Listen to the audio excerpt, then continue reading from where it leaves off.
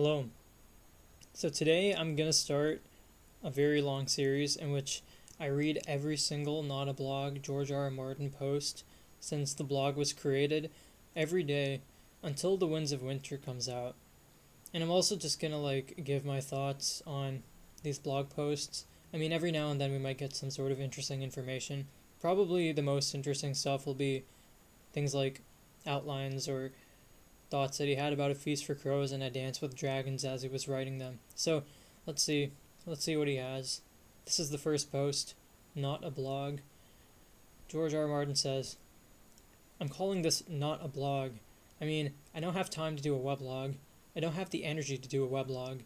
There's just no way I could do a weblog. I did have my own personal topic on Genie once. Genie. A colossal time sink, that. But I do miss it sometimes. A lot of people did. Some of them posted every day. Some posted every week. I posted sometimes when I had something to say or something to announce. Or it is likely to be the same here. Be warned.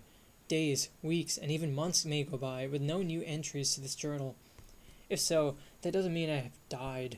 Just the opposite, really. It probably means I'm busy doing stuff. It may even mean that I'm writing. After a long day at the computer writing fiction, the last thing I want to do is sit at the computer some more updating my weblog. Even so, I thought this might be a good idea. My website has a number of different pages, and sometimes I want to add stuff that does not fit conveniently into any of the established categories. Political commentary for one instance. Last election, 2004, Bush. Last election, I had a couple of political messages on my site that really irritated some of my viewers, and pleased even more, but never mind.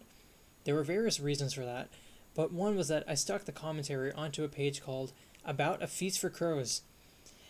It was suggested that if I wanted to talk about politics, I should have a separate page for that. Well, no.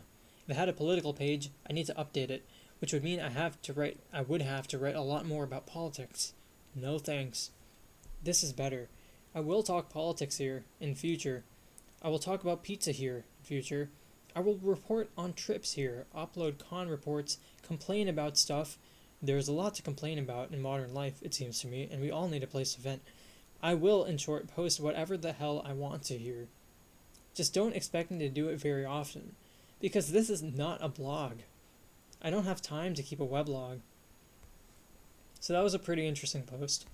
As you can see, July 2nd, 2005. When did A Feast for Crows come out?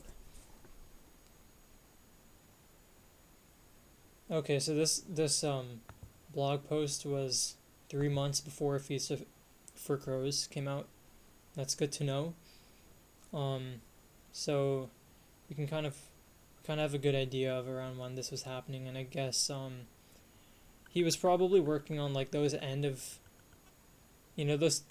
I mean, he had a bunch of Tyrion chapters written by this point, he said in an interview somewhere. I can't remember exactly where, so I guess he was probably starting to work on A Dance with Dragons chapters while his editors were looking at A Feast for Crows, maybe. I don't know. Anyways, that's all I really have to say. I think this might be a good series to do because, by the end of it, we might be a lot closer to The Winds of Winter, or maybe not that much closer, but we'll be closer to something, and it'll be interesting to see where The Winds of Winter is by then compared to where it is right now, which I assume is 1,200 manuscript pages finished. It's been like that since 2022. George said that he has done a little bit of writing on The Winds of Winter this year, according to his blog post that came out today.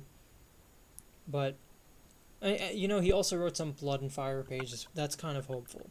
Anyways, let's see how long this takes me to catch up and where we are by then. Until next time.